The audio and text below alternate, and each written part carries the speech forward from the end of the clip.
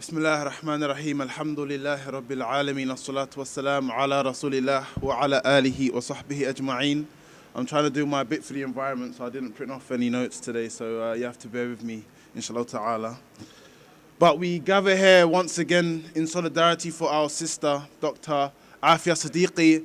I know it's cold, I know it's wet, but inshallah ta'ala, the rewards from Allah Azza wa Jal, after we receive them, inshallah ta'ala, we'll forget about this cold weather, we'll forget about this wet weather.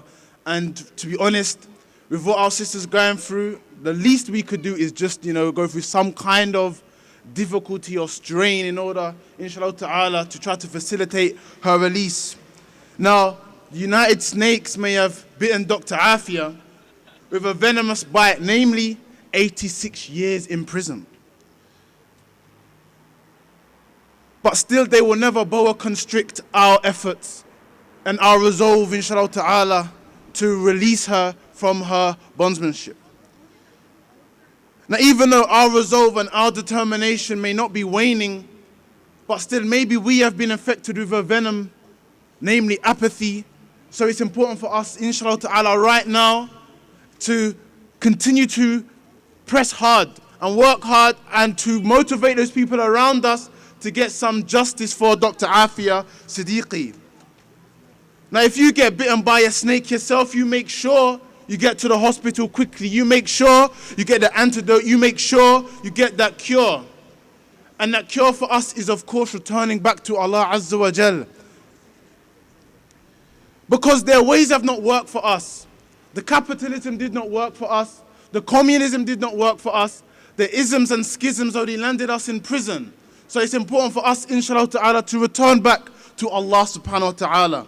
Now, Pakistan and many of our countries have been lying with the dogs for so long that the fleas, they're looking to move somewhere else. I don't know if you heard about the statement before, if you lie with the dogs and then you get the fleas. Now the fleas are seeking fatwa, asking, is it a wajib to make hijrah to somewhere else? Because they've been lying with these dogs for so long. But it's strange because they're so desperate. They're so desperate to be their friends. They're so desperate to be their allies. But yet when it comes to dinner time, the dogs, they don't see them as the same pedigree, so they can't be chums. Maybe they're only with them because they want a mango lassi. But on the issue of dogs, when Musharraf first came into power, he was pictured holding two dogs, walking with two dogs. Now, we're not talking about Blair and Bush, but we're talking about actual canines, real dogs. So why would you really want to be loved and appreciated and want to be really impressive to a people that only view you as a raghead? That's what the prince called him, isn't it? That's what he said. He said he's a raghead. And that's how they view you. But you're better than that. Allah Azza wa Jal, He gave us honor.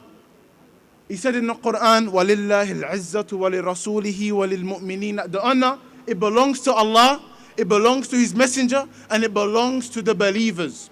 Allah Azza wa Jal also mentioned Alif Lam Ra, كتاب أنزلناه إليك لتخرج الناس من الظلمات إلى النور بإذن ربهم إلى صراط العزيز الحميد. Alif Lam Ra. It's a book revealed to you, O Muhammad sallallahu alayhi wasallam, to take the people out of the darkness into the light, to the path of, by the permission of their Lord, to the path of the Almighty, the one worthy of all of the praise. So Allah Azza wa Jal, He sent the Prophet sallallahu alayhi wasallam as a light to take the people out of the darkness. And you don't get more darker, more gloomy than the American administration today. But there has to come a time where a people says, stop, I'm not going to accept this anymore. Because it's been a long time since our countries have been disgraced. It's been a very long time. And this humiliation that's upon us has been there for a very long time. The countries cannot govern the way they like. They cannot dictate the direction of the countries the way that they like. But worse than all of that, they smile happily and they bend over to impress the people that don't like them, to impress the people that attack them, to impress a people that enslaved them, to impress a people that colonized them and stripped them of their rights and their dignity, but still they're desperate to stand shoulder by shoulder with such a people. How long are you going to stand humiliated before you make some kind of a change? They already showed that Aafia, Siddiqui and many others. But the time has come for them surely to reclaim some kind of honor and some kind of dignity. Or are they going to continue to be the bench that these dogs urinate on? Now, some people, they may not like my words, but reality is reality. And it's time for us to face up and deal with the situation. Now, just a short poem that I'd like to read to finish, inshallah ta'ala. And it's called, You Never Won. You're in love with your country, and that flag, it makes you so proud. You sing your anthem with glee, but the way you sold out was just foul. You're in love with your liberation, but they laugh as you walk blind. You think it came with patience, but you're colonizing your own kind. You're in love, but you're lost, and other countries are the same. You're like slaves showing off that I have the tightest chain. You're in love with your places, and you spend without regret. So much arrogance in your faces, but you're billions in debt. You're in love with rotten fruit, and getting sick is now your way. Your beloved is like a prostitute, except she's the one that pays.